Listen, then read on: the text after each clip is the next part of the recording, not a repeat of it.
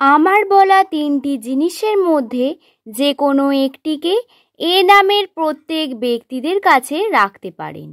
এতে আপনাদের জীবনে কখনোই কোনো রকম অভাব হবে না, কোনো রকম মানসিক অশান্তি তৈরি হবে না। নমস্কার সুপ্রিয় দর্শক বন্ধুরা, প্রত্যেককে স্বাগত জানাই শুভকথা ইউটিউব চ্যানেলে। আশা করছি ঈশ্বরের কৃপায় প্রত্যেকে আপনারা সুস্থ আছেন, ভালো আছেন। সুপ্রিয় দর্শক বন্ধুরা, নামের প্রথম অক্ষর যাদের এ দিয়ে শুরু, সেই সমস্ত ব্যক্তিদের জীবনে বিভিন্ন রকম সমস্যা চলতেই থাকে। বিভিন্ন নেগেটিভ শক্তি বা বিভিন্ন রকম খারাপ দোষকে কাটাতে আমরা নিজেদের সঙ্গে কিছু জিনিস রাখলে আমাদের তাতেই শ্রীবৃদ্ধি হয়, আর্থিক উন্নতি বৃদ্ধি পায় এবং মানসিকভাবেও আমরা অনেকভাবে সুস্থ থাকি। আমাদের চন্দ্র এবং শুক্র অনেক বেশি স্থির থাকার কারণে আর্থিক উন্নতির সচ্ছলতা বৃদ্ধি পায়, জীবনে সুখ সমৃদ্ধি আসে। কোন সেই তিনটি জিনিস সেই সম্পর্কে বিস্তারিত জেনে নেব, কিন্তু তার আগে যদি আপনি ভিডিওতে নতুন হয়ে থাকেন তাহলে অবশ্যই অনুরোধ করব আপনি এই চ্যানেলটিকে সাবস্ক্রাইব করুন। এই চ্যানেলে নামের অক্ষর দিয়ে বিভিন্ন তথ্য বলে দেওয়া হয়। জ্যোতিষশাস্ত্র এবং নিউমেরোলজি গণনা থেকে সম্পূর্ণ তথ্য জানা হয়। আশা করব ভিডিওটি আপনাদের ভালো লাগবে। ভিডিওটি সম্পূর্ণ দেখার জন্য অনুরোধ রইল। ভিডিওটি দেখে যদি আপনার ভালো লাগে তাহলে একটি লাইক করবেন এবং নিচের কমেন্ট সেকশনে আপনার শুভ নামটি জানাতে ভুলবেন না। তাহলে চলুন বন্ধুরা, আর দেরি না করে ভিডিওর মূল পর্বে প্রবেশ করি। এ নামের মানুষদের কোন তিনটি জিনিস সর্বদা থাকার প্রয়োজন রয়েছে সেই সম্পর্কে জেনে নিন। এক্ষেত্রে আমি প্রথমেই আপনাদের যে বিষয়টি জানাবো সেটি হলো চাল। হ্যাঁ বন্ধুরা, চাল শুনতে অতি সামান্য মনে হলেও চালের মধ্যে মা লক্ষ্মীর বাস। আপনি যে ধর্মেরই মানুষ হয়ে থাকুন না কেন, অনেকেই এই মুহূর্তে কমেন্ট করবেন আমি মুসলিম, আমি কি এই কার্য করব?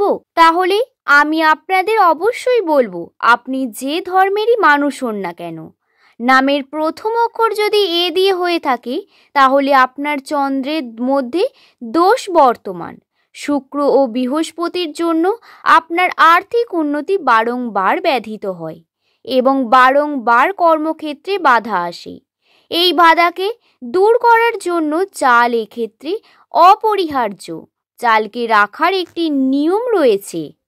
আপনারা চালের কয়েকটি দানা, 5টি কিংবা 6টি দানা আপনারা নেবেন।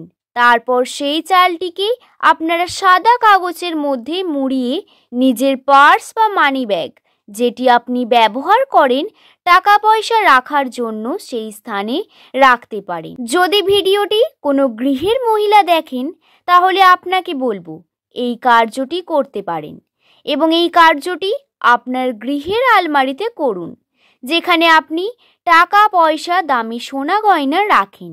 সেই স্থানে এই চালটিকে সাদা কাগজের মধ্যে মুড়িয়ে নিয়ে রাখুন এবং রাখার সময় আপনি অবশ্যই নিজের মধ্যে থাকা সমস্ত নেগেটিভ শক্তিকে দূর হয়ে যাওয়ার প্রার্থনা করুন এবং বলুন যাতে আর্থিক উন্নতি আপনার ঘটে। বন্ধুরা, আমাদের কথা বলার মাধ্যমে আমাদের মধ্যে পজিটিভ এনার্জি তৈরি হয়। যদি আপনি পজিটিভ বলেন এতে আপনার সঙ্গে পজিটিভ হওয়ার সম্ভাবনা দ্বিগুণ বেড়ে যায় এবং এই বিষয়টি অত্যন্তই সত্য, সাইকোলজিক্যালি প্রমাণিত। তাই আপনারা পজিটিভ ভাবুন এবং পজিটিভ হবে আপনাদের সাথে।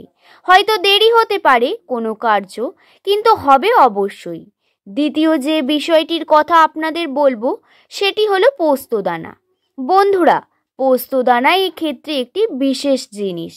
পোস্তদানার মধ্যে রয়েছে প্রচুর পরিমাণে পজিটিভ গুণ, যেটি আপনার গৃহের বাস্তুকে অনেক পরিমাণ নিয়ন্ত্রিত করে।